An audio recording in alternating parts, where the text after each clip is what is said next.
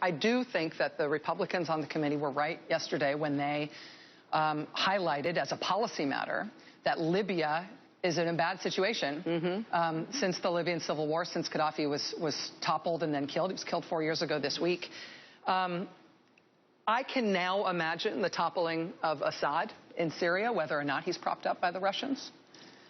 But like in Libya, I cannot imagine what happens after. And it worries me. Is it a good idea to help topple Assad when there isn't a government in waiting, when we don't have any idea what would happen next?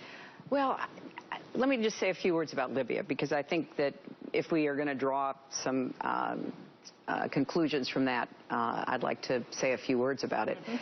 One of the hallmarks of Gaddafi's dictatorship is that he did hollow out all the institutions. But there was a very dedicated core of people who were committed to a democratic path forward. And it's often overlooked. Libya held elections within a year, less than a year after the fall of Gaddafi. They were free, they were fair, they elected moderates.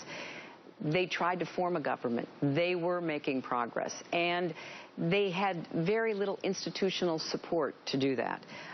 There were a number of efforts made, certainly by our government and others, to help them. It was almost as though they didn't know what to ask for and how to translate any help into changes on the ground. But there still is a very committed group of people who are trying now to work out the differences. And the differences between the east and the west of the country have been very prominent from the beginning. In some